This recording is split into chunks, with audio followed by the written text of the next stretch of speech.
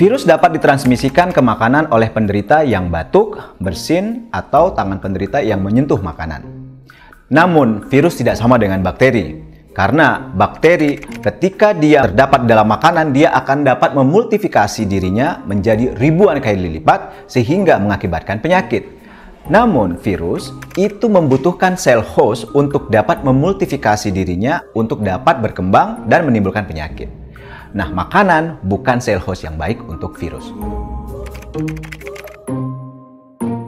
Ya, virus bisa mati dengan proses pemasakan biasa, jadi tidak perlu melakukan pemanasan berlebihan terhadap bahan makanan untuk mematikan virus. Dari pengalaman virus SARS pada tahun 2004, virus tersebut dapat mati dengan pemanasan 65 derajat Celcius dalam waktu 1-3 menit, dapat membunuh 10.000 partikel virus. Pemanasan ini diperlukan terutama untuk bahan makanan yang dari hewani. Tidak. Karena mungkin pada awalnya bahwa penyakit COVID-19 ini muncul dari pasar hewan liar yang ada di Wuhan, sehingga banyak orang beranggapan seperti itu. Namun, dengan hasil penelitian terakhir menyatakan tidak ada data yang mendukung bahwa produk-produk makanan yang berasal dari hewan itu dapat membawa COVID-19. Karena gejala pasien tersebut berkaitan dengan penyakit respiratorik, maka metode transmisinya adalah melalui transmisi pernafasan, bukan makanan. Ya, secara teori bisa saja penderita COVID-19 bersin pada buah apel contohnya, kemudian kita memegang buah apel tersebut dan kemudian kita menggosok hidung kita dan kemudian akhirnya virus tersebut masuk ke dalam saluran pernafasan kita dan akhirnya kita terinfeksi COVID-19. Akan tetapi kemungkinan terinfeksinya jauh lebih kecil daripada apabila kita kontak langsung atau kontak erat dengan penderita. Misalnya bila penderita tersebut berbicara ataupun bersin di samping kita. Sebaiknya setelah kita memegang bahan makanan seperti buah atau sayuran dari pasar, ada baiknya kita cuci tangan dulu sebelum melakukan aktivitas lainnya. Tidak, jadi kita cukup mencuci makanan atau buah-buah yang kita beli dari pasar itu di bawah air yang mengalir. Tidak disarankan untuk menggunakan sabun atau senyawa bleaching karena itu dapat mengakibatkan kerusakan sistem saluran pencernaan. Mencuci dengan cuka juga tidak disarankan karena terbukti tidak efektif untuk membunuh virus. Kecil kemungkinannya, karena menurut CDC, bahwa virus COVID-19 ini ditularkan dari orang ke orang melalui dropletsnya. Sampai saat ini tidak ditemukan kasus di mana seseorang tertular COVID-19 yang berasal dari food packaging ataupun dari bungkusan makanan.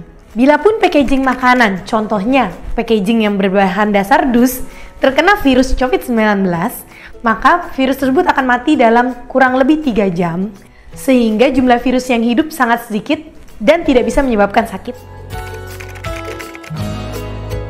Tidak perlu, karena apa? Karena tidak ada bukti bahwa COVID-19 ditransmisikan oleh makanan-makanan yang diimpor dari negara-negara yang dilanda oleh COVID-19.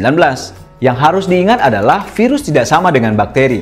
Virus tidak dapat mereplikasi diri di dalam makanan. Dalam penelitian terakhir menyatakan bahwa virus ini akan mati dalam periode waktu tertentu. Walaupun produk kemasan tersebut terkontaminasi oleh virus, maka dapat diyakini bahwa virus tersebut akan mati ketika proses transportasi dijalankan.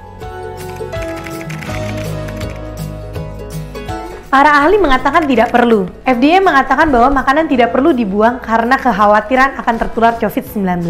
Toko atau restoran tersebut mungkin akan tutup beberapa hari, namun bukan karena produk atau makanan yang tertular COVID-19, namun melainkan untuk tracing dari penularan dari orang ke orang.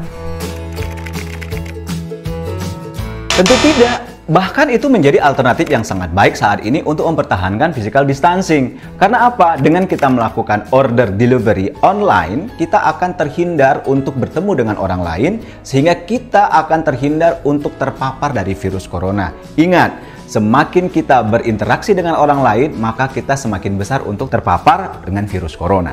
Bila lebih ingin menghindari kontaminasi, maka ketika menerima paket delivery online, maka kita harus buka bungkusnya, kemudian kita pindahkan tempatnya ke wadah yang sudah kita miliki, kemudian ketika kita akan mengkonsumsinya, cuci tangan terlebih dahulu.